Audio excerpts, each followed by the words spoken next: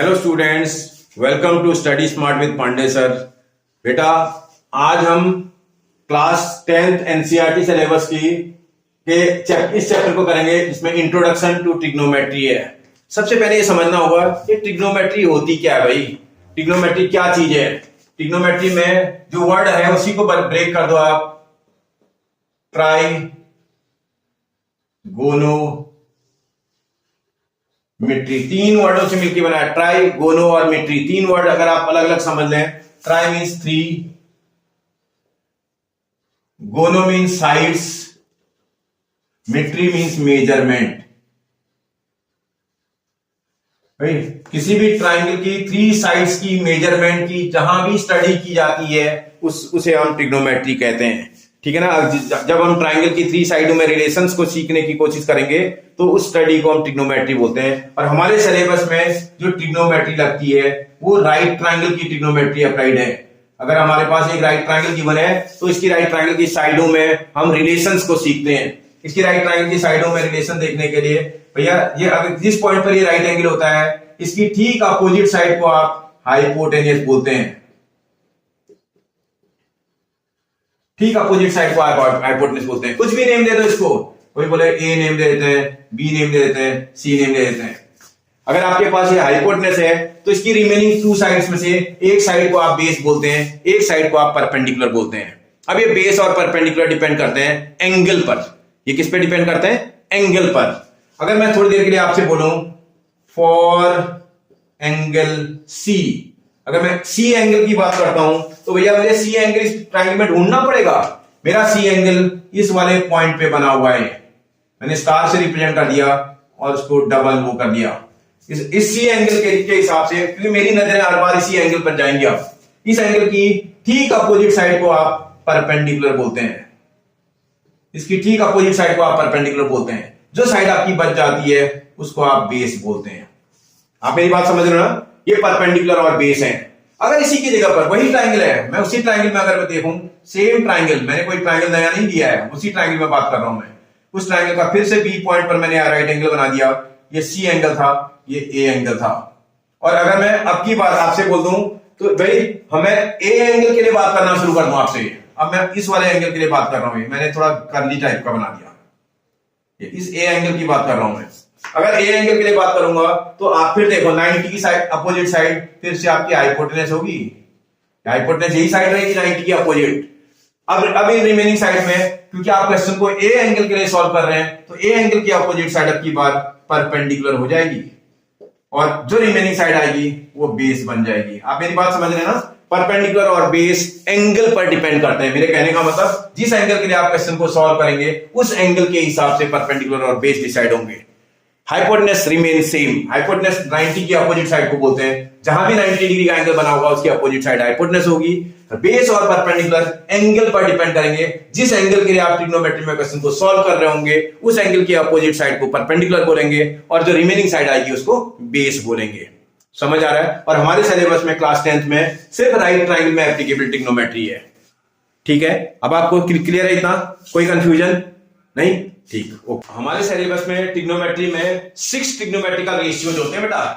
मैं क्या किसकी बात कर रहा हूं? ट्रिग्नोमेट्रिकल रेशियोज की बात कर रहा हूं। आपको मैं ट्रिग्नोमेट्रिकल रेशियोज की बात कर रहा हूं।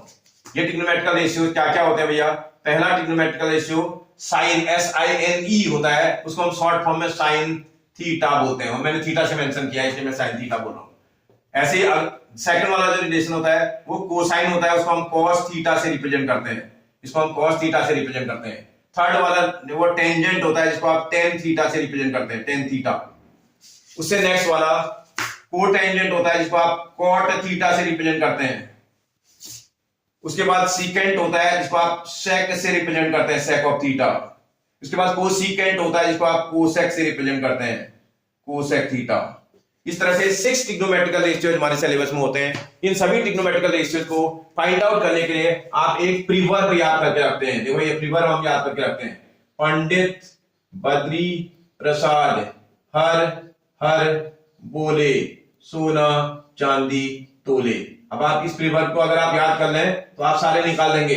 यहाँ जो एस होता है ट्रिग्नोमेट्री में आने वाला पहला ट्रिग्नोमेट्रिकल रेशियो को रिप्रेजेंट करता है। एस ट्रिग्नोमेट्री में जो सीक्वेंस होती है उसके हिसाब से साइन को रिप्रेजेंट करता है, तो ये साइन के लिए यूज किया गया है। ये सी ट्रिग्नोमेट्री में आने वाले पहले जो आता है उसके लिए यूज किया जाता है, कॉस होता है।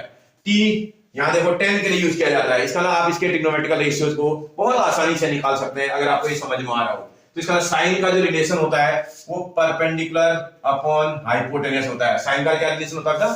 Perpendicular upon hypotenuse. ऐसे कॉस का देखो बेस अपॉन हाइपोटेनस, कॉस का रिलेशन होता है बेस अपॉन हाइपोटेनस। फिर ऐसे टेन का निकालोगे, टेन का जो रिलेशन होता है वो परपेंडिकुलर अपॉन बेस होता है, परपेंडिकुलर अपॉन बेस। जब ये थ्री आप रिलेशंस को आप निकाल लोगे ना, आपको ध्यान रखना है ये और ये एक दूसरे के रेसिप्रोकल है, रेसिप्रोकल। इसका ना कॉट का अगर निकालना आपको तो कॉट 10 का रेसिप्रोकल है, इसको रेसिप्रोकल कर दोगे तो बेस अपॉन परपेंडिकुलर बन जाएगा। समझ आ रहा है? ऐसे ही ये दोनों ये और ये एक दूसरे के रेसिप्रोकल है। आपको ध्यान रखना है sec and cos are reciprocal of one another. तो सेक और कॉस में कॉस का रिलेशन अगर आपको पता है, सेक का निकालना तो उसको रेसिप्रोकल बना देंगे तो हाइपोटेनस अपॉन बेस बन जाएगा। जो टॉप में आता है साइन और जो सबसे नीचे आता है आपका कोसेक, ये भी एक दूसरे के रेसिप्रोकल है। Sine and cosec are reciprocal of one another. तो इसका कोसेक निकालना तो साइन वाले का रेसिप्रोकल हो जाएगा, हाइपोटेनस अपॉन परपेंडिकुलर। ये आपने जो रिलेशन निकाला है टू साइड्स और वन एंगल में, इसको बोलते हैं साइड एंगल रिलेशन, बट दो साइडों और एक एंगल में जो रिलेशन होता है उसको हम साइड एंगल रिलेशन बोलते हैं। वो ये होता है, इसको आप पंडित बद्री, ये देखो मैं फिर बोल रहा हूं, पंडित बद्री प्रसाद हर हर बोले सोना चांदी तोले, इस वाले को लर्न कर लेना। आप सारे ट्रिग्नोमेट्रिकल रेशियोज को बहुत आसानी से निकाल लोगे। बात समझ में आ रही है आपको? कोई प्रॉब्लम? बेटा टू एंगल्स का रिलेशन, एक एंगल का दूसरे एंगल के साथ रिलेशन, अगर हम थोड़ा ध्यान दें, थोड़ा सा 6 ट्रिग्नोमेट्रिकल रेशियोज में साइन थीटा जो है एंगल में कोसेक थीटा का रेसिप्रोकल है। अभी मैंने बताया था ना तुम्हें, कोसेक थीटा का, sine theta and cosec theta are reciprocal of one another. ऐसे ही अगर हम कोई बोले cos थीटा, किसका वो है cos थीटा अगर पता है तो क्या है, sec का रिलेशन वो है cos theta is equal to 1 upon sec theta, 1 upon sec theta. cos and sec are reciprocal of one another. ऐसे ही tan थीटा को निकालना हो तो वो cot थीटा का रेसिप्रोकल है, tan theta is equal to 1 upon cot theta. अगर आपको ये रिलेशन पता है तो भैया आपको कोसेक निकालना हो तो आप इसको इंटरचेंज कर दोगे ना। ऐसे जैसे टेन कॉट निकालना हो आपको, टेन आपको पता हो तो cot theta is equal to ये, इसको इधर और इसको इधर क्रॉस मल्टीप्लाई कर देंगे तो 1 अपॉन टेन थीटा ही तो होगा ये, cot and tan are reciprocal. ऐसे अगर हमारा कोई बोले सेक थीटा निकालना है, सेक थीटा भैया ये देखो sec theta and cos theta reciprocal of one another, तो इसका मतलब ये 1 अपॉन कॉस थीटा बन जाना चाहिए। ऐसे sine and cosec are reciprocal of one another, तो cosec theta is equal to 1 upon sine theta बन जाना चाहिए। अभी आइडेंटिटी जब प्रूव करने के लिए शुरू करेंगे तो उसमें ये सब जरूरत पड़ेगी आपको। इसके अलावा अगर आप ध्यान दें तो हमारे पास जो टेन थीटा होता है ना, टेन थीटा का रिलेशन साइन अपॉन कॉस भी होता है। टेन थीटा को हम sine theta upon cos theta भी बोल सकते हैं। और ऐसे ही अगर टेन ऐसा होता है तो कॉट तो इसका रेसिप्रोकल होता है। कॉट का थीटा अगर मुझे साइन और कॉस में निकालना हो तो कॉट के रिलेशन को 1 अपॉन क्या लिख सकते हैं बेटा, सॉरी कॉट का रिलेशन अगर साइन और कॉस में निकालना हो तो उस समय cos theta upon sine theta हो जाएगा। आपको समझ में आ रहा है? कॉस का रिलेशन साइन और कॉस के टर्म्स में निकालना हो तो cot theta is equal to cos theta upon sine theta बन जाएगा। समझ में आ रहा है? एक एंगलों का आपस में रिलेशन है, क्योंकि इसी की हेल्प से हम आइडेंटिटीज को चेंज करेंगे। इसके बाद एक पाइथागोरस थ्योरम भी हमें इसमें लगेगी। राइट ट्रायंगल अगर है तो पाइथागोरस थ्योरम राइट ट्रायंगल में लग सकती है। इन राइट ट्रायंगल ABC ऊपर लिखा हुआ है using Pythagoras theorem, using Pythagoras क्या होता है भैया पाइथागोरस, ये भी इस पूरे चैप्टर में बार बार लगेगा। पाइथागोरस का थ्योरम क्या होता है बेटा, हाइपोटेनस का square is equal to perpendicular का स्क्वायर प्लस बेस का स्क्वायर।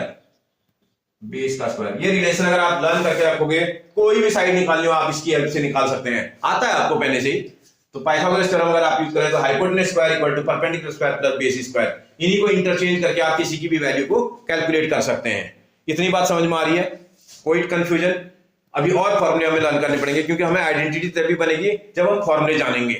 इसके बाद जो रिलेशन है वो होता है sine square theta plus cos square theta is equal to 1। Sine square theta और कॉस स्क्वायर थीटा की वैल्यू को अगर हम सॉल्व कर दें तो ये 1 के इक्वल आता है। इसकी हेल्प से आप दो और रिलेशन निकाल सकते हैं। अगर हम कॉस को यहां शिफ्ट कर दें तो भैया साइन स्क्वायर थीटा का फॉर्मूला बन जाएगा, sine square theta is equal to 1 minus, इस कॉस को शिफ्ट कर दिया ना आपने, कॉस को शिफ्ट करने पर ये 1 माइनस कॉस स्क्वायर थीटा बन जाएगा। अगर आप कोई बोले मैं कॉस का निकालता हूं, साइन को शिफ्ट करना पड़ेगा ऐसे केस में। अगर मैं कॉस का स्क्वायर थीटा निकाल दूं तो साइन शिफ्ट करना पड़ेगा, 1 अपनी प्लेस पर है, इस साइन को यहां से यहां शिफ्ट करोगे तो माइनस का साइन स्क्वायर थीटा बन जाएगा। मतलब एक रिलेशन लर्न होने पर आप 2 और रिलेशन उसकी हेल्प से निकाल सकते हैं। मतलब खाली ये लर्न हो तो नीचे के 2 रिलेशन आप आराम से निकाल सकते हैं। एक लर्न करना है आपको, समझ आ रहा है? ऐसे अगर अगला देखें 1 plus tan square theta is equal to sec square theta, इस वाले रिलेशन को लर्न करके रखोगे तो इसकी हेल्प से भी आप 2 रिलेशन और निकाल सकते हैं, क्योंकि आइडेंटिटी तभी बनेगी जब आप फॉर्मूले ठीक से लर्न कर लेंगे। इसका अगर मैं कोई बोले सर 1 का फॉर्मूला क्या होगा इसकी हेल्प से, अगर 1 का फॉर्मूला 10 और सेक में निकालना हो, शिफ्ट कर दोगे आप तो सेक का स्क्वायर थीटा अपनी प्लेस पर माइनस ये वाला 10 स्क्वायर थीटा इधर जाएगा तो माइनस का 10 स्क्वायर थीटा बन जाएगा। तो 1 का formula sec square theta minus 10 square theta बन जाएगा। कोई बोले नहीं सर 1 का नहीं 10 स्क्वायर थीटा का फॉर्मूला चाहिए, 10 स्क्वायर थीटा का फॉर्मूला निकालना हो तो 1 को शिफ्ट करना पड़ेगा, 1 को शिफ्ट कर दोगे तो सेक स्क्वायर थीटा माइनस 1 बन जाएगा। मतलब इस फॉर्मूले की हेल्प से मैंने 2 और फॉर्मूले निकाल दिए। आपको समझ में आ रही बात मेरी? ऐसी और एक relation 1 plus cot square theta is equal to cosec square theta, इस वाले रिलेशन को भी लर्न करके रखोगे तो इसकी हेल्प से भी आप 2 रिलेशन और निकाल लोगे। आप इनको ध्यान रखना आपको बस खाली, अगर इसका फॉर्मूला आपको लर्न है तो आप इसकी हेल्प से, जैसे 1 का फॉर्मूला इनकी हेल्प से 1 को इन टर्म्स ऑफ कॉट और कोसेक निकालना हो तो उस समय के लिए आप फॉर्मूला लगा देंगे cosec square theta minus cot square theta. और कोई बोले सर कॉट स्क्वायर थीटा का फॉर्मूला निकालना था, कॉट स्क्वायर थीटा अगर आपको कैलकुलेट करना है तो 1 को शिफ्ट कर दोगे, 1 को शिफ्ट कर दोगे तो कोसेक स्क्वायर थीटा माइनस 1 बन जाएगा। आपको बात मेरी समझ में आ रही है? मतलब आइडेंटिटीज आपको अच्छे से लर्न करनी है, नहीं तो चैप्टर आप बना नहीं पाएंगे। आइडेंटिटी वाला चैप्टर आपसे नहीं बनेगा नहीं तो। समझ आ रहा है आपको? तो आइडेंटिटीज आपको बहुत बढ़िया से लर्न होनी चाहिए। ठीक है, आगे बढ़ाता हूं आपको मैं। देखते हैं बेटा ट्रिग्नोमेट्रिक टेबल कैसे कैलकुलेट करते हैं। देखो मैंने सारे टेबल में किन किन वैल्यूज के लिए ट्रिग्नोमेट्रिकल टेबल निकलती है वो मैंने लिख दिया। 0 डिग्री की निकल आएगी, 30 की निकलेगी, 45 का निकलेगा, 60 का निकलेगा, 90 का निकलेगा, जो हमारे सिलेबस में अभी निकलना है। क्लास 11 में जाएंगे हम किसी भी कितने भी एंगल का की वैल्यू ट्रिग्नोमेट्रिकल इनकी हेल्प से निकाल लेंगे। और जो रिलेशन है 6 के 6 मैंने लिखे हैं, साइन, कॉस, टेन, कॉट, सेक, कोसेक, सारे रेशियो लिखे हैं और उनके वैल्यूज को निकालना है। कैसे निकालते हैं एक बार मैं वो सिखा देता हूं आपको। वैसे तो लर्न करना पड़ेगा आपको, क्योंकि क्वेश्चन में हर बार निकालने के लिए तो आप नहीं बैठोगे, इसलिए आपको लर्न तो करनी है, लेकिन आपको एक बार पहली बार पता तो हो कि निकलता कैसे है। जैसे साइन की ट्रिग्नोमेट्रिकल टेबल लिखनी, साइन वाले में अगर आपको लिखना है तो कुछ नहीं करना, आपको होल नंबर्स आपको लिख देने हैं। होल नंबर कहां से स्टार्ट होते हैं बेटा? 0 से स्टार्ट होते हैं। 0 आएगा, फिर 1 आएगा, फिर 2 आएगा, फिर 3 आएगा, फिर 4 आएगा, और जहां ये खत्म हो रहा ना उसी वाले से सबको डिवाइड कर दो, क्योंकि 4 पर खत्म होगा तो 4 से आप सबको डिवाइड कर दोगे। इसको भी डिवाइड कर दिया, इसको भी 4 से डिवाइड किया, इसको भी 4 से किया, इसको भी 4 से किया, इसको भी 4 से किया। 0 से स्टार्ट करना है, लास्ट में जहां पहुंचोगे, क्योंकि 5 नंबर 5 बने हैं, 5 टेबल है, तो 4 पर खत्म होगा, 4 से सबको डिवाइड कर देना है। और जब सबको डिवाइड कर दोगे सभी का स्क्वायर रूट निकालेंगे, सभी का स्क्वायर रूट, इसका भी निकालेंगे, इसका भी स्क्वायर रूट कैलकुलेट करेंगे, इसका भी कैलकुलेट करेंगे, इसका भी स्क्वायर रूट निकालेंगे, इसका भी स्क्वायर रूट निकालेंगे, सबका स्क्वायर रूट निकालेंगे। अब देखो ध्यान से देखना, 0 को किसी भी नंबर से डिवाइड करते हैं तो आंसर क्या आता है बेटा? 0। 0 को किसी भी नंबर से डिवाइड करते हैं आंसर क्या आता है? 0। और 0 का स्क्वायर रूट कितना होता होगा बेटा? 0 होता होगा। 0 का स्क्वायर रूट 0। फिर 1 और 4 तो कैंसिल हो नहीं रहे, इसलिए कैंसिल नहीं हो रहे, तो 1 का स्क्वायर रूट कितना होता है बेटा? 1। और 4 का स्क्वायर रूट कितना होता है बेटा? 2। 1 का स्क्वायर रूट 1, 4 का स्क्वायर रूट 2, तो 1/2 इज इक्वल टू, ये देखो ये 1 टाइम और ये 2 टाइम कैंसिल होते हैं, ऊपर वाले न्यूमरेटर वाले 1 का स्क्वायर रूट तो 1 आ जाएगा, डिनोमिनेटर के 2 का स्क्वायर रूट निकलता नहीं, इसलिए रूट 2 रहेगा, तो 1 अपॉन रूट 2 वैल्यू हो जाएगी इसकी। ऐसे इसको देखेंगे 3 का स्क्वायर रूट निकलता नहीं, इसलिए रूट 3 आएगा, डिवाइडेड बाय 4 का स्क्वायर रूट 2 हो जाता है बेटा। 4 का स्क्वायर रूट कितना होता है 2, इस 4 से 4 वन टाइम कैंसिल, और इस 1 का स्क्वायर रूट अगर आप कैलकुलेट करोगे तो 1 आ जाएगा। 1 का स्क्वायर रूट कितना आता है 1 आ जाता है। कोई परेशानी? जब आप साइन की टेबल निकालोगे ना, कॉस की निकालने के लिए उल्टा है, जो यहां पर है ना उसको स्टार्टिंग में लिखना, जो वहां कॉस की वैल्यू आई थी 90 वाले में उसको यहां लिख देना, उसके बाद 60 वाली वैल्यू को यहां लिख देना है √3/2, फिर उसका 45 वाली को यहां लिख देंगे 1/√2, फिर ये वाली वैल्यू को यहां लिखेंगे, मतलब वहां से ऑर्डर को ऐसे लिखेंगे, ऐसे देखेंगे और इसमें लिखते जाएंगे ऐसे, और ये वाली वैल्यू को यहां लिख देंगे। कॉस का निकालना है, साइन का अगर कैलकुलेट हो जाए, कॉस का निकालना है तो आप आराम से ये वाले नंबर को सबसे पहले, फिर ये सेकंड नंबर पे, फिर ये थर्ड नंबर पे, फिर ये फोर्थ नंबर पे, फिर ये फिफ्थ नंबर पर इस टेबल में भर देंगे। जब ये निकाल लोगे, 10 का निकालना तो आपको आता है। 10 का निकालने के लिए क्या करते थे, मैंने एक फॉर्मूला लिखा था आपको। 10 का जो फॉर्मूला होता है वो साइन की वैल्यू को कॉस की वैल्यू से डिवाइड करते हैं। अगर साइन को कॉस से, अगर जीरो में निकाल रहे तो साइन जीरो से कॉस जीरो को डिवाइड करेंगे, तो इसका मतलब साइन जीरो की वैल्यू, अगर माना 10 के जीरो में अगर वैल्यू निकालनी है तो साइन की जीरो में वैल्यू जीरो थी, अपॉन यहां देखोगे वैल्यू तो 1 है, तो आप जीरो को किसी भी नंबर से डिवाइड करते हो, आंसर कितना आता है बेटा जीरो आता है। Zero divided by any number equal to zero. फिर देखो 30 में अगर निकालना तो साइन वाले से कॉस वाले को डिवाइड करेंगे। साइन की 30 में वैल्यू, अगर माना 30 डिग्री की निकाल रहे हो तो भैया साइन की 30 डिग्री में वैल्यू कितनी है 1/2, और कॉस की 30 में √3/2। तो सबसे नीचे का 4 टर्म है ना, 1 2 3 4, सबसे नीचे का टर्म सबसे टॉप वाले के साथ मल्टीप्लाई हो जाएगा, इसका नाम 1 × 2 आ जाएगा, और ये मिडिल के दो एक साथ मल्टीप्लाई हो जाएंगे 2 × √3, और आप देखोगे अगर 2 से 2 कैंसिल, आंसर ऊपर 1 नीचे √3 आ रहा है, तो इसका नाम 1/√3 आएगा। आप कैलकुलेट कर लेना आराम से। 45 में निकाला तो 45 की साइन वैल्यू को 45 की कॉस वैल्यू से डिवाइड कर देंगे। 1/√2 को 1 सेम नंबर से जब भी डिवाइड करते हो आंसर हमेशा क्या आता है बेटा 1। Same number divided by same number, answer is always 1। 60 का निकाल रहे हैं तो क्या करना आपको, यहाँ 60 लिखो और वैल्यू 60 की रख दो। अगर 60 की वैल्यू रख दोगे तो क्या हो जाएगा भाई, 60 की वैल्यू यहाँ कितनी है √3/2 है, और cos 60 की वैल्यू 1/2। अब आप थोड़ा सा वो करोगे, आगे कर दोगे, सबसे नीचे का जब सबसे टॉप में मल्टीप्लाई तो √3 के साथ तो नीचे का 2 मल्टीप्लाई, और ये मिडिल के दो एक साथ मल्टीप्लाई हो जाएंगे 2 और 1, 2 से 2 कैंसिल, √3/1 आ रहा है, जिसको क्या बोलते हैं आप √3। और अगर 90 डिग्री की वैल्यू निकालते हैं तो भैया 90 डिग्री पे निकाल रहे हो आप दोनों की, तो 1090 की वैल्यू निकाल रहे हो, मतलब 1090 की वैल्यू निकालोगे तो 1/0 होगा। आप जीरो से जब भी किसी भी नंबर को डिवाइड करते हैं एक्सेप्ट जीरो, जीरो से दुनिया का कोई नंबर अगर डिवाइड कर दिया जाए एक्सेप्ट जीरो, तो वैल्यू हमेशा नॉट डिफाइंड होती है, नॉट डिफाइंड। बात समझ में आ रही है आपको? यहां लिख रहा हूं मैं नॉट डिफाइंड, जिसको आप इन्फिनिटी भी बोलते हैं, जिसको आप शॉर्ट फॉर्म में इन्फिनिटी भी बोलते हैं। बात समझ में आ रही है आपको? तो आपको ध्यान रखना, जीरो अगर आपसे अब एक सीधी सी बात बताई जाए, अगर हम जीरो का मतलब 1/0 बोल रहे हैं या जीरो का रेसिप्रोकल बोल रहे हैं तो नॉट डिफाइंड होता है, नॉट डिफाइंड का रेसिप्रोकल जीरो होता है, वैसे भी समझ सकते हैं। या अगर जो है किसी भी नंबर को अगर हम जीरो से जब भी डिवाइड कर देंगे एक्सेप्ट जीरो, में जीरो को जीरो से डिवाइड करूंगा तो नॉट डिफाइंड नहीं आएगा, तब जीरो ही आएगा। लेकिन अगर जो है अगर आप जीरो एक्सेप्ट जीरो किसी भी नंबर को से डिवाइड कर दें तो आंसर हमेशा क्या आता है नॉट डिफाइंड। ठीक है ना, आगे बढ़ते हैं। जब ये सब निकल जाएंगे ना, अब आपके आसान है।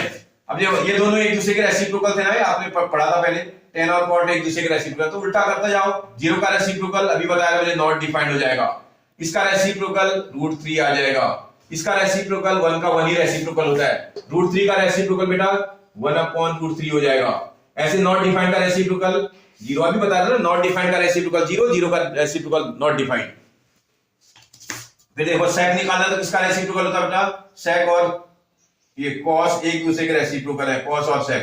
आप उनमें देखोगे आपको cos की टेबल देखनी है, 1 का रेसिप्रोकल 1, इसका रेसिप्रोकल 2/√3, इसका रेसिप्रोकल √2, इसका रेसिप्रोकल 2, इसका रेसिप्रोकल नॉट डिफाइंड। अभी बता रहा ना जीरो का रेसिप्रोकल नॉट डिफाइंड। फिर देखो sin और cosec एक दूसरे के रेसिप्रोकल है, आपको वाली रिलेशन देखने हैं, इसका साइन की टेबल पता हो तो कोसेक निकल जाएगा। जीरो का रेसिप्रोकल अभी बताया था नॉट डिफाइंड। फिर 1/2 का रेसिप्रोकल 2, फिर उसके बाद 1/√2 का रेसिप्रोकल √2, उसके बाद √3 इसका रेसिप्रोकल 2/√3, फिर उसके बाद उस 1 का रेसिप्रोकल 1। तो इस तरह से पूरी टेबल बन के आओगी सामने, और थोड़ा रिलेशंस को जोड़ना है। जब जब भी आपसे पूछेगा, माना कोई बोले सर जो है सेक आपके पास 30 डिग्री की वैल्यू निकालनी है, सेक 30 किसका रेसिप्रोकल है बेटा, cos 30 का, और cos 30 की वैल्यू sin 60 के बराबर होती है। आप खाली साइन की टेबल निकाल लो ना, सब निकाल डालोगे। तो इसका साइन, अगर cos 30 की वैल्यू sin 60 के बराबर होती है, 60 में √3 है तो इसकी वैल्यू भी √3 आएगी cos 60 की, और उसका रेसिप्रोकल ये है तो उसका रेसिप्रोकल 2/√3 हो जाएगा। आपको ध्यान रखना है कौन किससे रिलेशन रखता है, अगर आप थोड़ा समझ जाएंगे तो बहुत आसानी से निकाल दोगे। टेबल आपको बिल्कुल लर्न होनी चाहिए। अगर आपको आगे लाइफ में मैथ्स लेनी है तो टेबल आपको लर्न होनी चाहिए, क्योंकि आगे भी तो आपके काम आएगा। हाँ, कोई बोले मुझे तो मैथ्स क्लास 10th में छोड़नी है, तो वो निकालना सीख ले तो उसकी हेल्प से आप वो टेबल बना देगा और क्वेश्चन को बना लेगा। और मुझे लगता है अगर आपको आगे कैरी करना है मैथ्स, तो आपको टेबल तो बहुत अच्छे से लर्न होनी चाहिए। ठीक है, ये बेसिक इंफॉर्मेशन मैंने आपको सारी बता दी। अब मैं आपको एक्सरसाइज करके दिखाता हूं। ठीक है बेटा, ओके। देखते हैं बेटा एक्सरसाइज नंबर 8.1, क्वेश्चन नंबर 1 बोल रहा है in a triangle right angle at B. एक ट्राइंगल है बोल रहा है जो बी पॉइंट पर राइट एंगल है। आप बना लो ना तो ज्यादा अच्छा है, आप बना के देख, क्वेश्चन करो। ये एक ट्राइंगल था जो बी पॉइंट पे राइट एंगल है, ये right angle at B, B पर राइट एंगल है। फिर बोल रहा है A B is equal to 24 centimetre. इसमें कहीं भी ए लिख लो भैया, कोई बोले मैं यहां ए लिखता हूं, यहां बी लिखता हूं, यहां सी लिखता हूं। A B is equal to 24 centimetre बोला, ये वाला 24 सेंटीमीटर है ए बी। फिर बोलता है B C is equal to 7 centimetre, ये है बी, सॉरी बेटा ये सी पॉइंट होगा ना, बी तो यहां था, ए बी सी।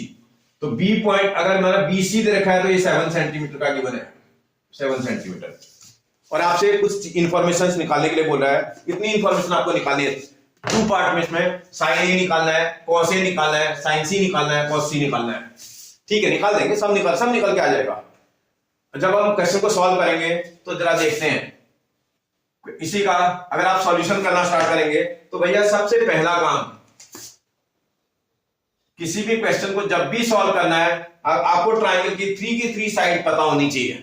इस ट्राइंगल की 2 साइड है तो आपको पता है, एक साइड आपको नहीं पता है जो राइट एंगल के अपोजिट में है, हाइपोटेनस। उस साइड को आप निकाल लेना। In right triangle A B C, इसमें पाइथागोरस लगा दो यूजिंग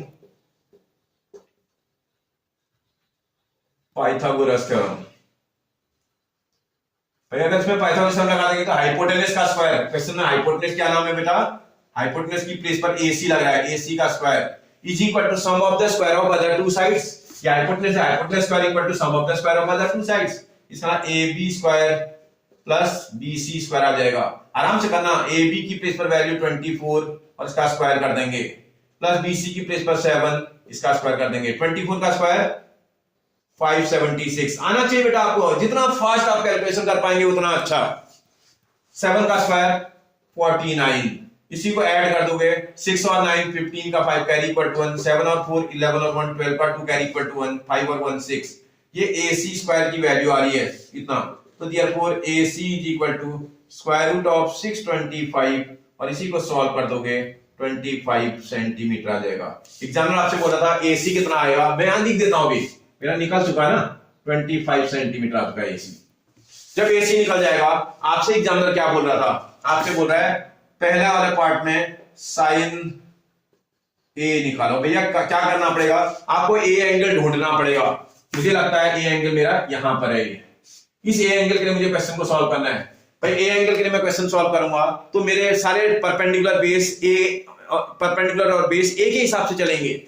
मैंने आपको क्या बताया था, जिस एंगल के लिए आप सॉल्व करेंगे बेटा, उसके ठीक सामने की साइड क्या होगी बेटा, ये इस क्वेश्चन के लिए ये वाली साइड परपेंडिकुलर बन जाएगी इस एंगल के लिए, और 90 के सामने हाइपोटेनस, तो जो रिमेनिंग साइड है ये बेस बन जाएगी। मतलब ये परपेंडिकुलर, ये बेस A एंगल के लिए। एक मिनट मैं लिख देता हूं, A एंगल के लिए परपेंडिकुलर है, ये बेस है। A एंगल की बात कर रहा हूं, फॉर A एंगल। समझ में आ रहा है आपको? जरा देखते हैं, अगर A एंगल के लिए परपेंडिकुलर बेस है तो आपने पंडित बद्री प्रसाद अगर बोले सोना चांदी में साइन A का रिलेशन पढ़ा था। साइन A क्या होता है भैया, परपेंडिकुलर अपॉन हाइपोटेनस होता है। आप अपने ट्रायंगल में देखो, परपेंडिकुलर का आपके ट्रायंगल में क्या नेम है बेटा, आपके अभी के केस में BC आएगा और हाइपोटेनस की प्लेस पर AC नजर आ रहा है। BC की वैल्यू आपके पास कितनी है बेटा, 7, हाइपोटेनस कितना आपका 25, ये भी सेंटीमीटर, ये भी सेंटीमीटर, कैंसिल हो जाएगा। रेशियो है बेटा, रेशियो की कोई यूनिट नहीं होती है, ध्यान रखना आपको, ठीक है ना। ऐसे सेकंड पार्ट आप देखोगे तो सेकंड पार्ट में आपसे बोल रहा है cos A निकालो। आपको रिलेशन चाहिए पंडित बद्री प्रसाद अरर बोले सोना चांदी तोले। cos A उसके हिसाब से क्या होता है बेटा, cos A का रिलेशन बेस अपॉन हाइपोटेनस होता है। ए एंगल के लिए आपका बेस क्या है भैया, ए एंगल के लिए ये वाली साइड बेस है, इस वाली साइड का नेम ए बी है। आप डायरेक्ट भी रख सकते थे, मैं तो जबरदस्ती रख रहा हूं अभी ए बी, आपको समझाना है ना, इसलिए मुझे करना पड़ रहा है। हाइपोटेनस, हाइपोटेनस का नेम अपने फिगर में देखोगे तो ए सी नजर आ रहा है। ए बी की प्लेस पर अगर आप देखोगे 24 आ रहा है, अपॉन यहां आ जाएगा 25। ये तो आपने साइन ए की वैल्यू निकाल दी, साइन ए और कॉस ए। एग्जाम्पल इसी में साइन सी भी निकालेंगे के लिए बोल रहा है। इसका पार्ट नंबर सेकंड, ये वाला फर्स्ट पार्ट के 2 पार्ट थे, अब पार्ट नंबर सेकंड करोगे आप। सेकंड पार्ट में अगर आप देखोगे आपको बोल रहा है साइन सी। भैया आपका काम क्या है, अब आपको सी एंगल देखना है। सी एंगल कहां है भैया, थोड़ी देर के आप देखोगे, मैं रेड वाले से मार्क कर दे रहा हूं, स्टार बना दे रहा हूं। सी एंगल आपका यहां है, जिगजैग बना दिया हमने। अब सी एंगल के हिसाब से क्या आप जो पहले क्वेश्चन में आपने बनाया था वही परपेंडिकुलर वही बेस अभी भी है? नहीं, अब परपेंडिकुलर और बेस में चेंज आ गया होगा, इसको हटा देता हूं मैं। तो अब सी एंगल के लिए आप देखोगे तो ये वाली साइड परपेंडिकुलर हो जाएगी, और सी एंगल के लिए अगर आप क्वेश्चन को चेक करोगे तो ये वाली परपेंडिकुलर, ये वाली हाइपोटेनस, तो यही तो बेस बनेगी सी एंगल के लिए। सी एंगल के लिए बेस ये वाली बन जाएगी। आप समझ रहे हो मेरी बात? फॉर सी एंगल आप ध्यान रखना, फॉर एंगल सी। अब मैं एंगल सी की बात कर रहा हूं, इसलिए मेरा ये होना चाहिए। एंगल ए की बात कर रहा था जब, तो इससे पहले वाला था। आप समझ रहे हो मेरी बात? सी एंगल के लिए आप देखो रिलेशन थोड़ी बदलता है, रिलेशन नहीं बदलता है। साइन का रिलेशन अभी भी परपेंडिकुलर अपॉन हाइपोटेनस ही होगा, बस खाली आपका परपेंडिकुलर और बेस चेंज होता है एंगल के हिसाब से। सी एंगल ये है, इसका परपेंडिकुलर की बार ये लग रहा है, परपेंडिकुलर की प्लेस पर ए बी नजर आ रहा है, अपॉन हाइपोटेनस की प्लेस पर ए सी नजर आ रहा है। ए बी की वैल्यू आप देखोगे तो 24 लग रही है, अपॉन हाइपोटेनस को देखोगे 25 आया है, सेंटीमीटर सेंटीमीटर, फिर कैंसिल। ऐसे अगर आपसे साइन सी की जगह पर कॉस सी पूछ रहा था आपसे, कॉस सी निकालोगे तो इसी सी एंगल के लिए बेस अपॉन हाइपोटेनस रिलेशन होता है उसका, बेस अपॉन हाइपोटेनस। बेस की प्लेस पर आप नेम को चेक करोगे तो बीसी लग रहा है, हाइपोटेनस की प्लेस पर एसी दिखाई दे रहा है। बीसी आपकी बात 7 नजर आ रहा है, अपॉन एसी आपके पास 25 है। कुछ समझ में आया बेटा आपको? कोई कंफ्यूजन? मतलब हमारा परपेंडिकुलर बेस एंगल पर डिपेंड करता है। जिस एंगल के लिए क्वेश्चन सॉल्व करने के लिए बोलेगा, जैसे ए एंगल बोलेगा तो ए के एंगल के हिसाब से क्वेश्चन को देखेंगे, अगर सी एंगल बोलेगा तो सी एंगल के हिसाब से हम क्वेश्चन को चेक करेंगे। आप बात समझ रहे हो ना मेरी? ठीक है, समझ आ रहा है ना आपको? ओके, नेक्स्ट क्वेश्चन बेटा। जब भी क्वेश्चन आपसे देखो, क्वेश्चन क्या बोल रहा है, in figure find tan p minus cot p। ये सब फाइंड आउट करने के लिए आपको 3 की 3 साइड ट्रायंगल की चाहिए। अगर आपको 3 की 3 साइड पता है तभी आप क्वेश्चन को बना पाओगे, नहीं तो नहीं बनेगा। इसका 3 साइड निकालने के लिए आपको पाइथागोरस, अगर किसी भी ट्रायंगल की 2 साइड्स गिवन है और एक साइड नहीं गिवन है तो आप पाइथागोरस थ्योरम का यूज करके उस रिमेनिंग साइड को निकाल सकते हैं। इसका इन राइट ट्रायंगल PQR, इस PQR में पाइथागोरस थ्योरम का यूज कर देते हैं, यूजिंग पाइथागोरस थ्योरम। क्या होती है भैया पाइथागोरस थ्योरम? हाइपोटेनस का स्क्वायर। हाइपोटेनस अगर आप इस ट्रायंगल में देखें तो इस वाले की अपोजिट साइड को हाइपोटेनस बोलते हैं। इसका मतलब PR का square is equal to sum of the square of other two sides. Other two sides का स्क्वायर, एक है PQ का स्क्वायर प्लस एक साइड QR है, QR का स्क्वायर। इसमें जो जो साइड आपको गिवन है उनकी वैल्यू रखो। PR की प्लेस पर 13 का स्क्वायर आ जाएगा, इज इक्वल टू PQ की प्लेस पर 12 का स्क्वायर आ जाएगा, प्लस यहां QR का स्क्वायर आएगा, वो आपको अननोन है। इस साइड को आप शिफ्ट करके यहां ले आना बेटा। 13 का स्क्वायर कितना होता है बेटा? 169, माइनस 12 का स्क्वायर कितना होता है? 144, is equal to QR square. आपको तो QR निकालना है, QR अगर कैलकुलेट करना है वहां से स्क्वायर क्या करना पड़ेगा? हटाना पड़ेगा। स्क्वायर कब हटता है? जब स्क्वायर रूट लेते हैं आप। इसका स्क्वायर रूट यहां लोगे तो स्क्वायर ऑफ स्क्वायर रूट हट जाएगा, यहां स्क्वायर रूट का आ जाएगा 25, और 25 का स्क्वायर रूट कितना होता है बेटा? 5 होता है। जब आपकी साइड निकल जाएगी आप यहां लिख देना 5 सेंटीमीटर है। जब आपकी ऑल साइड्स निकल जाएंगी तो जो ट्रिग्नोमेट्रिकल रेशियो बोल रहा है पहले उनको कैलकुलेट कर लो। नाउ भैया सबसे पहले tan का p कैलकुलेट कर लो। tan p निकालने के लिए आपको p एंगल को देखना होगा। मैंने आपको बताया था ना कि जो भी ट्रिग्नोमेट्रिकल रेशियो आपको निकालने की बात करेगा आपका ध्यान उसी एंगल पर रहना है। इस एंगल के लिए आप क्वेश्चन को सॉल्व करेंगे। भाई p एंगल के लिए आपका जो ये अगर पी एंगल की बात करता है तो पी एंगल की अपोजिट साइड थोड़ी देर के लिए परपेंडिकुलर बन जाएगी, आपकी थोड़ी देर के लिए परपेंडिकुलर ये वाली साइड होगी, ये वाली साइड आपकी थोड़ी देर के लिए बेस होगी। पी मतलब पी एंगल के परपेंडिकुलर ये वाली बेस हुए वाली। और टेन का जो रिलेशन होता है अगर आपने याद कर रखा होगा, परपेंडिकुलर अपॉन बेस होता है। टेन का रिलेशन क्या होता है बेटा? Perpendicular upon base. इस पी एंगल के लिए ये साइड मेरी परपेंडिकुलर साइड है। आप चाहो तो नाम लिख सकते हैं, नहीं तो सीधे वैल्यू रख दो 5 अपॉन, इस वाले के लिए बेस साइड वाली है 12 है, तो इसका मतलब 10p की जो वैल्यू आएगी वो 5/12 आएगी। ऐसे आपसे दूसरा क्या बोल रहा था बेटा?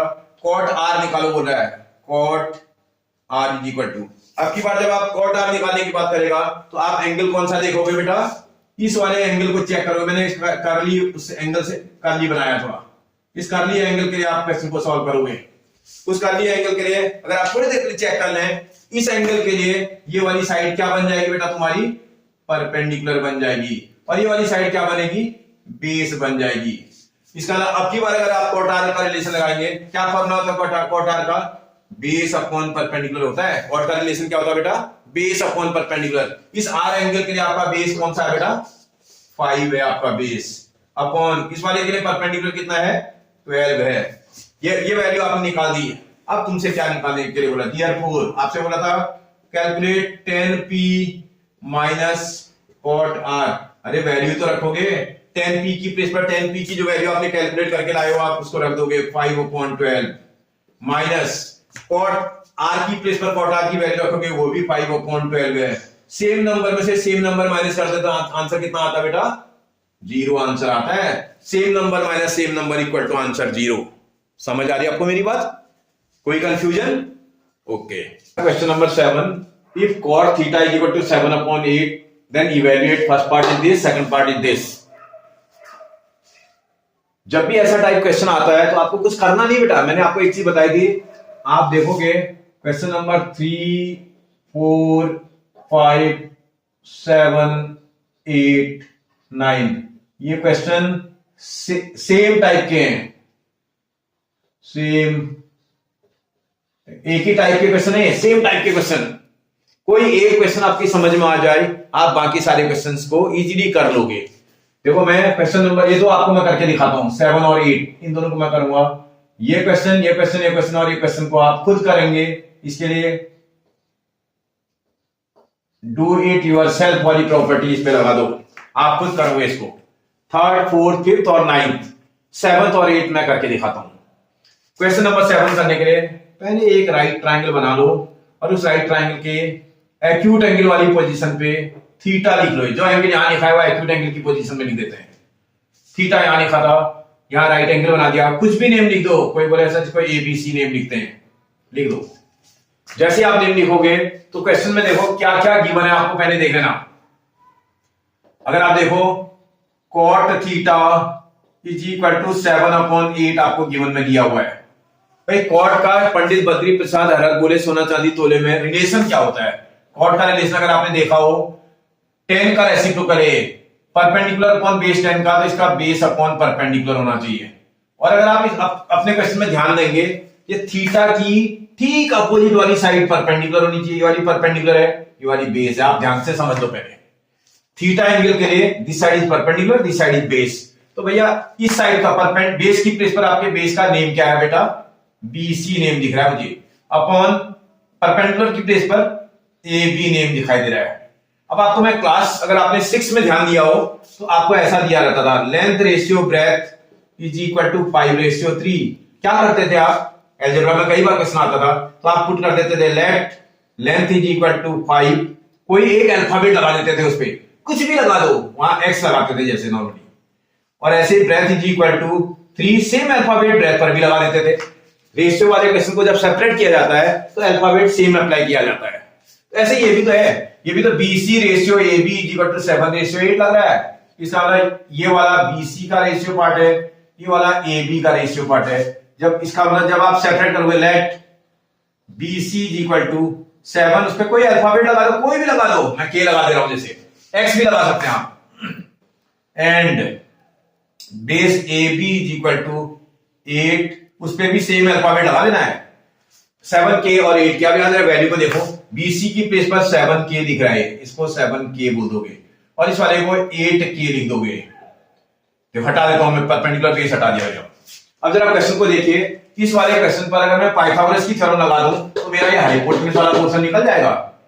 आप आराम से निकालिए, इन राइट ट्राइंगल एबीसी, इस एबीसी में पाइथागोरस की थ्योरम हम अप्लाई कर देते हैं यूजिंग पाइथागोरस थ्योरम। क्या होती है बेटा पाइथागोरस थ्योरम? पाइथागोरस थ्योरम से हाइपोटेनस का स्क्वायर, जिसको आप AC का स्क्वायर बोलते हो, is equal to sum of the square of other two sides.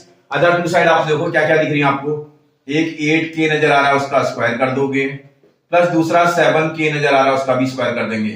8 का स्क्वायर कितना होता है बेटा? 64, k का स्क्वायर k स्क्वायर, प्लस 7 का स्क्वायर 49 और k का स्क्वायर k स्क्वायर। अगर इन दोनों को ऐड कर दें, 9 प्लस 4 13 का 3 कैरी इक्वल टू 1, 10 और 1 11, इतना k स्क्वायर आएगा। ये वैल्यू AC स्क्वायर की आ रही है। आपको AC स्क्वायर थोड़ी निकालना, आपको तो AC निकालना है। AC निकालोगे तो square root of 113 k square आएगा। इसी को सॉल्व कर देंगे, k रूट 113 आएगा। ये इसका मतलब मैं यहां लिख ले रहा हूं, k स्क्वायर रूट 113 इसकी वैल्यू है। जब आप निकाल लोगे ना, आपने सारी वैल्यू निकाल दी, अब आप क्वेश्चन को चेक कर लो, आपको क्वेश्चन में क्या क्या चाहिए। नंबर फर्स्ट आपको साइन का थीटा चाहिए। साइन थीटा निकालने का क्या फॉर्मूला होता है बेटा? परपेंडिकुलर अपॉन हाइपोटेनस होता है साइन थीटा का फॉर्मूला। अपने थीटा के हिसाब से परपेंडिकुलर वैल्यू कितनी है आपके पास? 8k। हाइपोटेनस की प्लेस पर क्या वैल्यू है?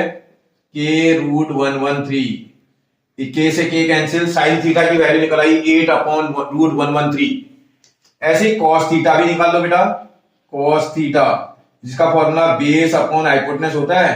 आप अपने क्वेश्चन के बेस में थीटा के हिसाब से परपेंडिकुलर या हाइपोटेनस में बेस ये वाला होना चाहिए ना। 7k आपका बेस है, हाइपोटेनस आपका k रूट 113 है, k से k कैंसिल, कॉस की वैल्यू निकल के आ गई। कॉट की वैल्यू आपको ऑलरेडी दे रखी है, कॉट भी चाहिए आपको, कॉट की वैल्यू आपको गिवन में दे रखी है। अब कुछ नहीं करना है, आपको थोड़ा सा वैल्यूज को सॉल्व करते हुए क्वेश्चन बनाना है। आराम से सॉल्व करना, कोई दिक्कत नहीं। देखो 1 मिनट, आप पहले ये वाला क्वेश्चन पहला पार्ट इसका करते हैं। फर्स्ट वाला पार्ट क्या लिखा है बेटा?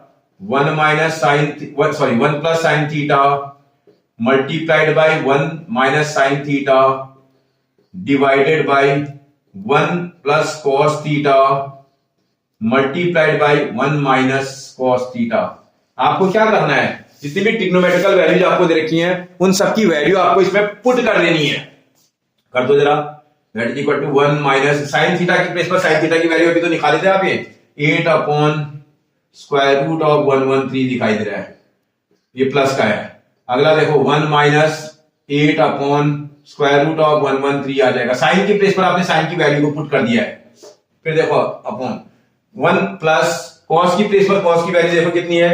7 अपॉन स्क्वायर रूट ऑफ 113 दिखाई दे रहा है, और multiplied by 1 minus 7 upon square root of 113 दिखाई दे रहा है।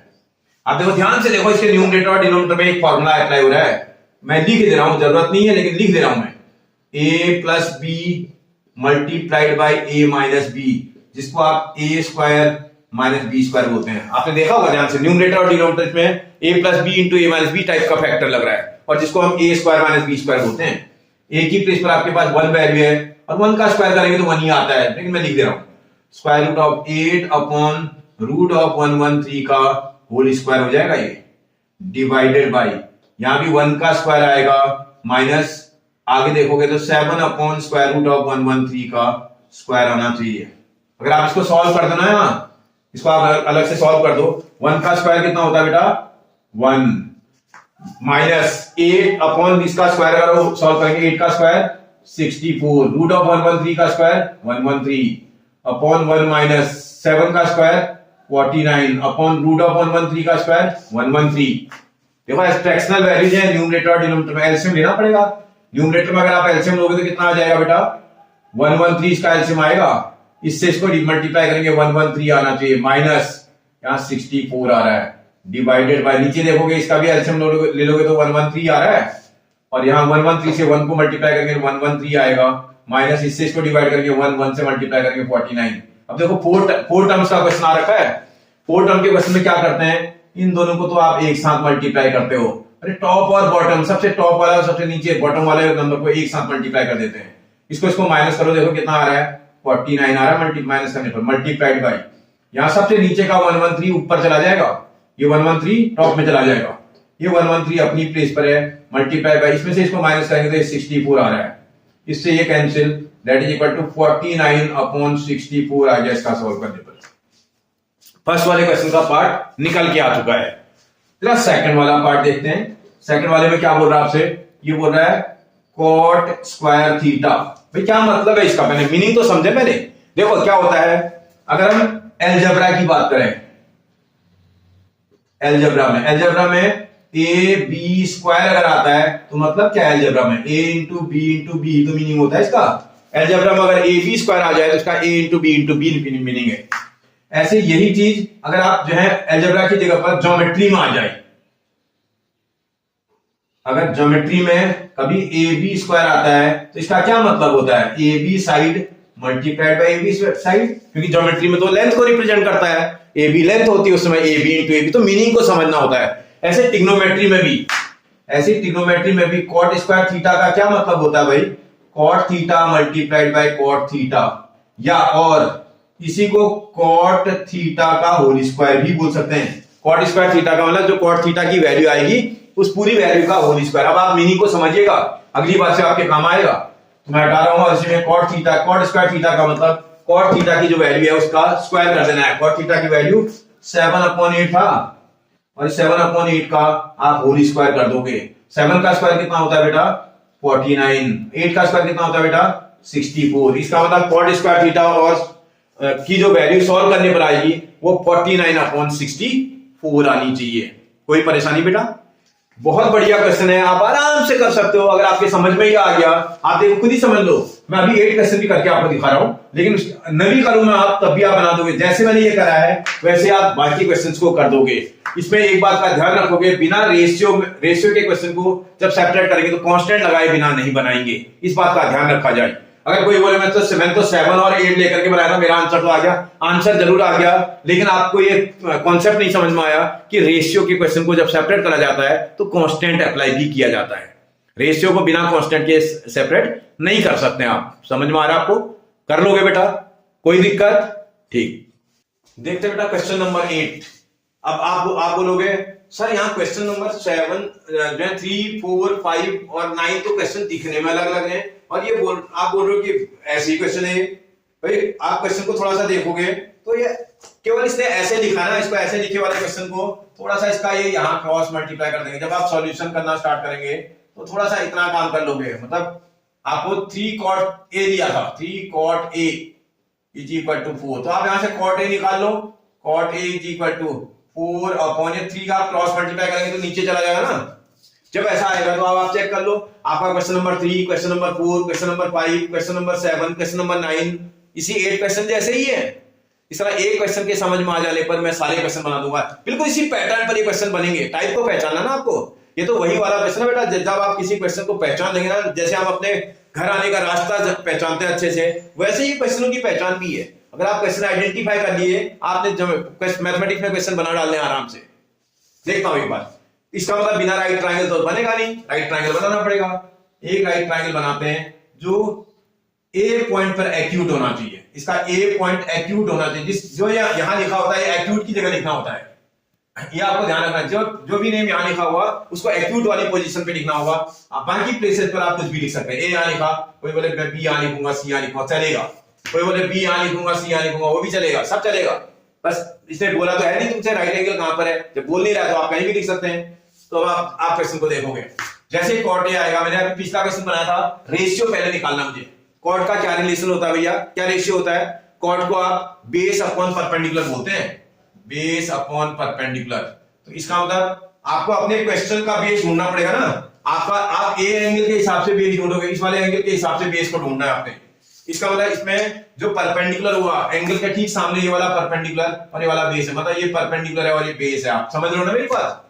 तो ये तो बोल रहा है बेस अपॉन परपेंडिकुलर, तो बेस की प्लेस पर नेम देख लेना। बेस की प्लेस पर क्या नेम है भैया इस क्वेश्चन में? ए बी अपॉन परपेंडिकुलर का क्या नेम है इसमें? B C. अपने क्वेश्चन में आप बेस और परपेंडिकुलर चेक कर लेना। आपको मैंने बोला था ना इन दोनों से ही क्वेश्चन बनेगा ये। भैया आपको रेशियो देखना है, आपका A B ratio B C equal to 4:3 है। जब आप रेशियो को सेपरेट करते हो, आप कांस्टेंट लगा करके सेपरेट करते हैं, तो इसका लेट आपका ए बी इक्वल टू 4 और साथ में उसमें कांस्टेंट लग जाएगा के। और ऐसे बी सी भी निकालोगे, बी सी इक्वल टू 3, उस पर भी सेम कांस्टेंट लगाओगे के। अब आप वैल्यूज को यहां रख लो, ए बी की प्लेस पर 4 के लिखना है, 4 के। अभी मैं बी हटा दे रहा हूं तो मुझे कंफ्यूज करेगा। इसकी प्लेस पर मुझे 3 के लिखना है। अब मुझे पता है ना, अगर किसी ट्रायंगल की दो राइट ट्रायंगल की दो साइडें बता दो, थर्ड साइड को मैं पाइथागोरस थ्योरम से निकाल सकता हूं। लगा दो जरा इसमें पाइथागोरस यूजिंग पाइथागोरस थ्योरम। भैया पाइथागोरस की थ्योरम लगाएंगे, हाइपोटेन्यूस AC का square sum of the square of other two sides के स्क्वायर के इक्वल होगा 3k का होल स्क्वायर प्लस यहां 4k का होल स्क्वायर। आराम से सॉल्व करना, 3 का स्क्वायर 9, k का स्क्वायर k स्क्वायर प्लस 4 का स्क्वायर 16 और k का स्क्वायर k स्क्वायर, और दोनों को ऐड कर देंगे, 9k स्क्वायर और 16k स्क्वायर सॉल्व करेंगे तो 25k स्क्वायर आ जाएगा। ये वैल्यू AC स्क्वायर की है, आपको AC स्क्वायर थोड़ी चाहिए, आपको तो AC चाहिए होगा। AC निकालने के लिए आप स्क्वायर रूट इधर लगा देंगे 25k स्क्वायर पे, 25 का स्क्वायर रूट 5, k स्क्वायर का स्क्वायर रूट k, यहां लिख दोगे, यहाँ 5k आएगा। जब ये निकल आएगा तो आपको क्या क्या चाहिए यहां क्वेश्चन में ढूंढो ना। आपको 10 का a चाहिए, निकालना भैया 10 का a। 10a क्या होता है बेटा, परपेंडिकुलर अपॉन बेस। तो परपेंडिकुलर 10 आप अपने क्वेश्चन में आप देखो, a के लिए परपेंडिकुलर कितना है, 3k लग रहा है। बेस कितना आपका 4k लग रहा है। क्या k से k कैंसिल हो जाएगा, हो जाएगा 3/4 आ जाएगा 10 का, 10a की वैल्यू। आप क्वेश्चन में देखोगे तो आपको cos a भी चाहिए, आपको ढूंढ लेना cos का a भी चाहिए आपको। cos a का क्या फॉर्मूला होता है बेटा, बेस अपॉन परपेंडिकुलर। फॉर्मूले आपको अच्छे से, sir base upon hypotenuse, base upon hypotenuse फॉर्मूले आपको अच्छे से लर्न करके रखने हैं। बेस की प्लेस पर बेस की वैल्यू आप देखो अपने पास कितना है क्वेश्चन में, 4k अपॉन हाइपोटेन्यूस कितना आपका 5k। आप समझ रहे हो ना, बेस और परपेंडिकुलर ढूंढ ले रहे हो ना। इसके अपोजिट ये परपेंडिकुलर है, बेस है, हाइपोटेन्यूस है इस a एंगल के लिए। ऐसे ही cos a निकाल दिया, sin a भी तो निकाला था आपको, sin a भी निकालना आपको। sin a का फॉर्मूला परपेंडिकुलर अपॉन हाइपोटेन्यूस होता है।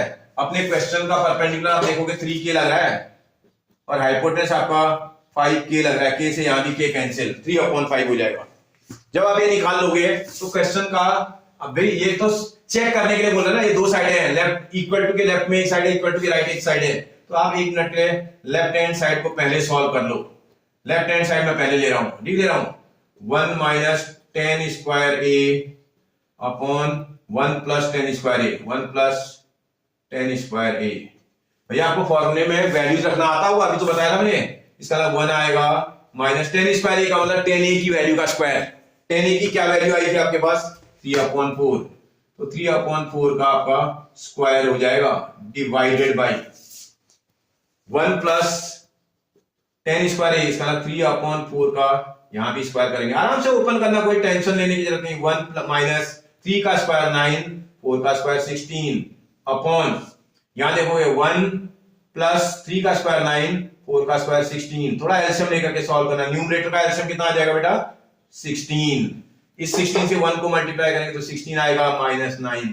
ऐसे डिनोमिनेटर वाले टर्म्स का भी एलसीएम लेना है, डिनोमिनेटर वाले टर्म्स का, वो भी तो 16 आ रहा है। 16 से इसको मल्टीप्लाई करेंगे तो 16 आएगा प्लस यहां आएगा 9। कैलकुलेशन बड़े आराम से करना। आप ध्यान रखना, यहां के बाद मैंने यहां कर दिया था, आपको याद भी रखना है। यहां के बाद में, क्योंकि मैं क्वेश्चन को कर रहा हूं तो यहां ले आ रहा हूं, इसके बाद कहां कर रहा हूं वो देखना। इसको सॉल्व करने के लिए 16 माइनस 9 कितना होता है बेटा, 7 हो जाएगा अपॉन, ये देखो इसमें देखो 4 टर्म दिख रहे हैं। सबसे नीचे का टर्म सबसे टॉप में मल्टीप्लाइड बाय 16, सबसे नीचे का टर्म सबसे ऊपर मल्टीप्लाई, ये मिडिल के दो एक साथ, तो 16 मल्टीप्लाई बाय 16 प्लस 9 25। समझ में आ रहा है आपको। इसके बाद देखो आपका 16 से 16 cancel, that is equal to 7/25 आ रहा है। मतलब आपने लेफ्ट हैंड साइड को सॉल्व किया, आंसर आया 7/25। आप एक काम करेंगे, राइट हैंड साइड भी सॉल्व करेंगे। इसकी राइट हैंड साइड, इसकी राइट हैंड साइड देखते हैं क्या दिखाई दे रहा है भैया, cos स्क्वायर a माइनस sine square a। cos square a का मतलब cos की वैल्यू का स्क्वायर, cos a की जो वैल्यू आई थी उसका स्क्वायर, इसका मतलब 4/5 का हम स्क्वायर कर देंगे माइनस, फिर देखते हैं अगला साइन ए की वैल्यू 3/5 आई है, तो 3/5 का ए बी स्क्वायर, साइन की वैल्यू का स्क्वायर, साइन के ए वैल्यू का स्क्वायर। भाई 4 का स्क्वायर कितना होता है बेटा 16, और 5 का स्क्वायर 25, माइनस यहां देखोगे 9 का स्क्वायर, 3 का स्क्वायर 9/5 का स्क्वायर 25, इसका डिनोमिनेटर तो सेम लग रहा है, एलसीएम 25 भी आएगा ये, तो आपका 16 - 9 आना चाहिए। इसी को सॉल्व करेंगे तो 16 में से 9 माइनस करेंगे 7/25, 7/25 आंसर आ रहा है सॉल्व करने पर। अब आप 1 मिनट के आप चेक कर लेना भैया, जो ये वैल्यू आपने कैलकुलेट करी है ये वाली और क्या ये वाली शकल के देखने में सेम लग रही है, आपको बिल्कुल सेम दिखाई दे रहा है क्या? एकदम करेक्ट, बिल्कुल बिल्कुल सेम दिखाई दे रहा है। जब सेम दिख रहा है तो therefore left hand side is equal to आपका राइट हैंड साइड आ रहा है। लेफ्ट हैंड को सॉल्व करने पर और राइट हैंड साइड को सॉल्व करने पर सेम आंसर आ रहा है। अगर ऐसा हो रहा है तो इसका ये क्या होना चाहिए, we'll check whether this is equal to this, बोला क्या ये इक्वल होंगे, तो लिखेंगे देयरफॉर आपके पास 1 - 10 square a upon 1 + 10 square a is equal to आपका sine square a minus cos square a। बोला क्या ये इक्वल होगा, लिखेंगे yes this is equal to this. कोई प्रॉब्लम, आप समझ गए? मतलब इस टाइप के किसी भी क्वेश्चन को आप आसानी से सॉल्व कर सकते हैं। अब आप समझ लो, आपको question number 3, question number 4, question number 5 और क्वेश्चन नंबर 9 खुद से कर रहे हैं, इसलिए मैंने DIY लिख दिया उस पे, डू इट योरसेल्फ। हो जाएंगे आपसे सर ना? ओके, कोई कंफ्यूजन आप कमेंट में मुझे कमेंट करके दिखिएगा, मैं करके दिखा दूंगा फिर, ठीक है? ओके, देखते हैं बेटा क्वेश्चन नंबर 6 बीच में छूट गया था। बोला angle A and angle B are acute angles such that cos A is equal to cos B, then show that angle A is equal to angle B। देखो बेटा एक चीज समझो, पहले जो क्वेश्चन एग्जामिनर ने मुझे बोला, क्योंकि मेरे पास जो इंफॉर्मेशन है वो बहुत क्लियर इंफॉर्मेशन नहीं है। ये बोल रहा है कि A एंगल और B एंगल एक्यूट एंगल्स है, बोल रहा है मैं सेम ट्राइंगल में, अगर मैं, आप चेक करिएगा मेरा ये क्वेश्चन किसी भी कंडीशन में रॉन्ग नहीं है। कई लोग बोलेंगे नहीं ये तो रॉन्ग कर दिया आपने, बिल्कुल भी नहीं, रॉन्ग नहीं है ये, क्योंकि ये इमेजिनेशन है भाई। ए और बी हम एक ही ट्राइंगल में ले सकते हैं, लेते ही हैं नॉर्मल। अगर जैसे हम बोले कि सर इसने तो एग्जांपल में अलग कर रखा था, वहां angle B and angle Q are acute angle बोला है, हम कभी भी ए बी क्यू एंगल का नाम नहीं लिखते हैं कभी भी, वो एक इमेजिनेशन में नहीं आ रहा, वो अलग अलग होना चाहिए था, दो अलग अलग ट्राइंगल के एंगल है उसमें, वो भी क्लियर नहीं लग रहे हैं, लेकिन होना चाहिए वहां पर। लेकिन यहाँ पर जब ये क्लियर कर रहा है A and B are acute angle बोल रहा है, तो मुझे ये वर्ड क्लियर नहीं कर रहा है A and B are acute angle of 2 different triangle नहीं बोला है यहाँ पर, कहीं पर वर्ड नहीं है, इसका मुझे क्लियर नहीं है अभी। तो ऐसी कंडीशन में मैं जब भी क्वेश्चन को बनाता हूं, मुझे तो भाई ट्राइंगल, एक ही ट्राइंगल में ए और बी लिखना सीखा मैंने, तो ये नॉर्मल हैबिट है, आप भी करते होगे, ए बी सी एक ही ट्राइंगल में लिखते हैं, हम अलग अलग नहीं लिखते हैं।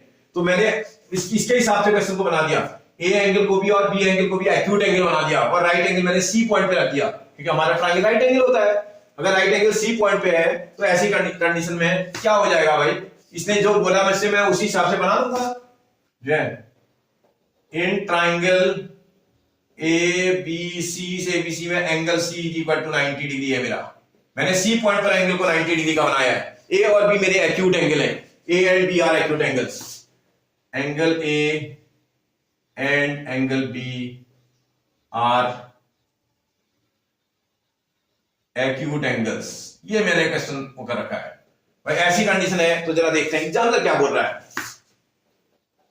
नाउ भैया गिवन में दिया था cos A इज इक्वल, अच्छा पहले एक मिनट क्या गिवन है आप देखो, इसका गिवन में आप अगर आप चाहो तो, नहीं तो लिख लेना, सबसे बढ़िया गिवन आपको क्या दिया था, गिवन में बोल रहा है कितना दिया है एंड, ये आपको गिवन में दिया है cos A is equal to cos B, कितना गिवन में दिया था, टू प्रूव, क्या प्रूव करने के लिए बोल रहा है भाई आपसे बोल रहा है प्रूव करो कि angle A is equal to angle B होगा, ऐसा प्रूव कर दो, ठीक है ना। Angle A is equal to angle B आपसे प्रूव करने की बात कर रहा है, ठीक है, बहुत अच्छी बात है। हम प्रूव करना शुरू करते हैं, जरा देखो कैसे प्रूव हो जाएगा ये। क्वेश्चन को उसी के गिवन वाले हिसाब से निकालना, इसने cos A is equal to cos B, ये गिवन में दिया हुआ है, मैंने वहीं के हिस्से से पकड़ा है, cos A equal to cos B, examiner बोल रहा है अगर cos A cos B के इक्वल है तो भैया मुझे तो ट्रिग्नोमेट्रिकल रेशियो आते थे, cos a और cos b को अगर आप थोड़ा देखें तो क्या लिख सकते हैं भैया, ट्रिग्नोमेट्री में cos a को क्या लिख सकते हैं, पंडित बद्री प्रसाद हरहर बोले सोना चांदी तोले के हिसाब से cos a तो मुझे लगता है बेस cos का क्या रिलेशन होता है बेटा, यहां अलग से लिख देना, cos जो रिलेशन रखता है that is equal to base upon hypotenuse होता है। cos का रिलेशन क्या होता है, बेस अपॉन हाइपोटेनस। आपको ए एंगल को देखना है, ए एंगल को, ये इस वाले एंगल के लिए क्वेश्चन को सॉल्व करना है। इस वाले एंगल के लिए अगर आप क्वेश्चन सॉल्व करोगे तो इस वाले की अपोजिट साइड परपेंडिकुलर 90 की अपोजिट हाइपोटेनस, तो ये वाली तो बेस होगी इसके लिए। ए एंगल के लिए बेस कौन सा है बेटा, एसी। ए एंगल के लिए बेस है AC upon hypotenuse AB is equal to cos b बोल रहा है बेटा, cos b आप ध्यान से देखिएगा, cos b बोल रहा है तो इसका मतलब बी एंगल के लिए क्वेश्चन को सॉल्व करेंगे भाई। cos b बोल रहा है तो हमें हमारा ध्यान कहां होगा, बी एंगल पर होगा, इस वाले एंगल की बात कर रहा है। आपको यही चीज देखना है, ज्योमेट्री में इतना स्मार्टनेस चाहिए आप में। बी एंगल बोलेगा तो आपकी नजर बी पर होगी, बी के सामने की साइड आपकी परपेंडिकुलर, ये हाइपोटेनस तो बेस ये वाला होगा ना, cos का रिलेशन तो अभी भी बेस अपॉन हाइपोटेनस ही आएगा। बी एंगल के लिए इसका बेस BC नजर आ रहा है, आप ध्यान से देखिएगा बोर्ड को, BC अपॉन हाइपोटेनस, उसका हाइपोटेनस अभी भी AB ही नजर आ रहा है। इतनी बात समझ में आई आपको, मैंने cos A का रिलेशन A एंगल देख करके निकाल लिया, cos B का B एंगल देख करके मैंने उसका रिलेशन निकाल दिया। जब मैं निकाल लूंगा, अब आप आगे बढ़िएगा तो मुझे लगता है इसके डिनोमिनेटर से क्या इसका डिनोमिनेटर कैंसिल हो सकता है, अरे AB को यहां cos मल्टीप्लाई करोगे तो हो जाएगा कैंसिल, तो आपके पास आ जाएगा AC is equal to BC। अगर ये AC और BC ट्राइंगल की दो साइडें हैं, AC and BC are two sides of a same triangle, ये दो साइड सेम ट्राइंगल की है, अगर सेम ट्राइंगल की टू साइड इक्वल होती हैं तो उनके अपोजिट एंगल भी क्या होते हैं भैया, इक्वल। मैं लिख देता हूं, therefore angle opposite to equal sides are equal. आपने क्लास 9th में प्रॉपर्टी पढ़ी थी, इक्वल साइडों के अपोजिट एंगल भी इक्वल होते हैं। देखो AC वाला है, इसके अपोजिट में साइड जो एंगल है उसका क्या नाम है भाई, B एंगल नाम है उसका, इसके अपोजिट में जो एंगल बन रहा है वो B एंगल बन रहा है, इज इक्वल टू BC। देखो BC आपके पास है, BC के अपोजिट में जो एंगल बन रहा है वो कौन सा है, इसके अपोजिट में जो एंगल बन रहा है वो A है, एंगल A। बोल रहा था प्रूव कर दो कि angle B is equal to angle A के बराबर होगा, मैंने प्रूव करके दिखा दिया। कोई नहीं बोल सकता कि ये क्वेश्चन रॉन्ग है, क्योंकि इसने हमें क्लियर वर्डिंग को क्लियर नहीं किया ना। अगर वर्डिंग क्लियर करता तो मैं उसके हिसाब से बना देता। आपको समझ में आ रहा है, आपको मैं एग्जांपल भी समझाऊंगा बाद में, तो एग्जांपल भी बहुत आसान है, उसमें समझ में आ रहा है। उसमें B एंड Q बोल रहा है तो ABQ हम ट्राइंगल का नाम नेम नहीं लिखते हैं, कंटिन्यूटी में लिखते हैं। आपने कभी भी देखा होगा ट्राइंगल का नेम का कैसे लिखा जाता है, ABC लिखेंगे, PQR लिखेंगे, ABQ नहीं लिखते कभी भी, अलग अलग डिफरेंट ट्राइंगल उसको नहीं दिया जाता है। उस वाले क्वेश्चन में थोड़ा बहुत समझ में आ रहा है कि भाई उसमें भी क्लियर नहीं है, लेकिन उसमें थोड़ा ये समझ में आ रहा है कि ट्राइंगल के नेम कंटिन्यूटी में नहीं दिए जा सकते हैं। हम तो ट्राइंगल के नेम कंटिन्यूटी में लिखते हैं, हम तो हमेशा ऐसे ही सीखा है, तो ये रॉन्ग नहीं है। बात समझ में आ रही है आपको, ये बहुत आसान आ सकता है एग्जाम में आ जाए तो, क्योंकि एग्जामिनर बच्चे के माइंड को भी तो चेक करना चाहता है कि वो कितना तेज बच्चा है, तो आप बना लोगे शायद, कोई दिक्कत। ओके बेटा, देखते बेटा क्वेश्चन नंबर 10 पढ़ के देखते हैं। In triangle PQR right angle at Q, एक ट्राइंगल PQR है जो Q पॉइंट पर राइट एंगल है बोल रहा है, कोई टेंशन नहीं, तुम्हें देखो आराम से बना लो। एक ट्राइंगल बना लो जो राइट ट्राइंगल जो Q पॉइंट पे राइट एंगल है, मतलब राइट एंगल इसके Q पे बना हुआ है, ठीक है। अब आप कहीं भी P और कहीं भी R लिख सकते हैं। आप कोई बोले सर P मैं यहां लिखूंगा, R यहां लिखूंगा, चलेगा। कोई बोले P यहां लिखूंगा सर, R यहां लिखूंगा, तो भी चलेगा, कोई दिक्कत नहीं, ठीक है। PQR right angle at this, फिर बोला है and PR plus QR is equal to 25। इसके गिवन में देखना, इसका गिवन क्या क्या दिया है आपको, इसके गिवन में in triangle PQR angle Q is equal to 90, right angle दिया है Q पर। फिर आपसे बोल रहा था आपसे PR प्लस QR, आपको बोल रहा है PR plus QR is equal to आपको देखा है 25 सेंटीमीटर, 25 सेंटीमीटर, एंड उसके साथ साथ आपको PQ भी दिया है, PQ is equal to 5 centimetre. फिर आपसे बोल रहा है determine the value of sin P cos P and tan P, आपसे sin P tan P cos P tan P निकालने की बात कर रहा है, कोई दिक्कत नहीं। सॉल्यूशन देखते हैं क्या सॉल्यूशन बोल रहा है। sin P cos P tan P निकालना है, इसका सारी साइडें पता होंगी तभी तो निकलेगा। थोड़ा देखेंगे क्या क्या दिया है। PQ इज इक्वल टू 5 बोल रहा है, कहां है भैया PQ, ये वाली साइड आपको 5 सेंटीमीटर की गिवन है, ये PQ साइड गिवन है। फिर बोला P R plus Q are, P R कौन सी साइड है, ये साइड, क्यू आर कौन सी साइड है, ये साइड, इस साइड और इस साइड में रिलेशन दिया है, इस साइड में रिलेशन दिया है भाई इस साइड और इस साइड में अगर रिलेशन दिया है, किसी एक साइड को पुट कर लो यार, किसी को पुट कर लो जिसमें मर्जी आती तुम्हारी। कोई बोले लेट सर मैं क्यू आर पुट कर लेता हूं, Q R is equal to x centimetre, मैंने इसको एक्स ले लिया, ये वाले को एक्स, क्यू आर को एक्स ले लिया। बट अगर थोड़ा देखें आप, P R plus Q R is equal to 25, ये गिवन में दिया हुआ है, मैंने गिवन वाले से लिखा है। अगर ये गिवन में दे रखा है तो इन दोनों में से मैंने एक साइड को पुट कर दी थी ना, क्यू आर को तो मैंने एक्स पुट कर लिया, तो पी आर को पी आर रखना plus x is equal to 25, तो पी आर यहां से निकल के आ जाएगा, ये एक्स को यहां शिफ्ट कर दोगे तो 25 माइनस एक्स इतना सेंटीमीटर हो जाएगा। ये अब सब साइडें निकल गई, पी आर कितना आ गया बेटा, पी आर आ गया 25 माइनस एक्स इतना सेंटीमीटर। सारी साइडें आपने निकाल दी, राइट ट्रायंगल की सारी साइडें मैंने सेपरेटली निकाल दी है, और जब सारी साइडें निकल जाएं तो उसको उनमें अगर सब कुछ भी अननोन हो तो इसका नाम पाइथागोरस से निकलेगा। Therefore in right triangle PQR, इस PQR ट्राइंगल में पाइथागोरस थ्योरम लगा देते हैं यूजिंग पाइथागोरस थ्योरम। भाई क्या होती है पाइथागोरस की थ्योरम, हाइपोटेनस का स्क्वायर, अगर आप क्वेश्चन पे हाइपोटेनस देखें PR लग रहा है, PR का स्क्वायर आप देख सकते हो ना, 90 के अपोजिट को हाइपोटेनस बोलते हैं। Sum of the square of other two sides, other two sides के स्क्वायर सम के इक्वल होता है, 5 का स्क्वायर प्लस x का स्क्वायर। भैया PR की वैल्यू को अगर आप देखें, PR की प्लेस पर हाइपोटेनस PR था ना, PR की प्लेस पर अगर आप थोड़ा चेक करें तो कितना है 25 माइनस x का होल स्क्वायर हो जाएगा, ये इज इक्वल टू यहां 5 का स्क्वायर 25 प्लस x का स्क्वायर x स्क्वायर। आराम से ओपन करना, ये a minus B whole square formula लग रहा है इधर, a स्क्वायर 25 का स्क्वायर कितना होता है बेटा 625 प्लस b स्क्वायर x का square x square minus 2 into a into b, देखो 2 इंटू 25 इंटू x, 2 आएगा a की प्लेस पर 25, b की प्लेस पर x is equal to 25 plus x square. अगर आप लेफ्ट हैंड साइड और राइट हैंड साइड में देखें x का स्क्वायर टर्म कैंसिल हो जाएगा, क्योंकि x के स्क्वायर को यहां से यहां शिफ्ट करोगे तो भैया उसका साइन क्या हो जाएगा निगेटिव, x का स्क्वायर यहां आने पर निगेटिव हो जाएगा, माइनस का x स्क्वायर इस प्लस के x स्क्वायर को कैंसिल कर देगा। लेफ्ट और राइट में भी अगर वो सेम साइन के होते हैं तो आप कैंसिल कर सकते हैं। फिर देखते हैं भैया सॉल्व करने के लिए बोल रहा है कि इस वाले x की वैल्यू को पॉजिटिव बनाता हूं, इसको यहां शिफ्ट करता हूं, 25 को यहां लाता हूं, 625 अपनी प्लेस पर, वो 25 यहां से यहां ला रहा हूं तो इसका अंदर 25 आ जाएगा इज इक्वल टू, ठीक है बेटा आप इधर सॉल्व करोगे that is equal to 50x आ रहा होगा, इतना करेक्ट है। सॉल्व कर लेना थोड़ा, इसको सॉल्व करेंगे तो कितना आ रहा है भैया 600 आ रहा है, 600 इज इक्वल टू 50x। आपको तो x निकालना ना, निकाल लो। Therefore x is equal to, solve करेंगे 600 को 50 से डिवाइड करना पड़ेगा ना, 0 से 0 कैंसिल, इससे 12 टाइम कैंसिल, x की वैल्यू 12 आ गई, जब x 12 आएगी आप साइडें निकाल लेना। Therefore QR is equal to 12 centimetre, और आपके पास PR इज इक्वल टू आपके 25 minus 12 is equal to 13 centimetre आ जाएगी। मैंने साइडें निकाल दी सारी।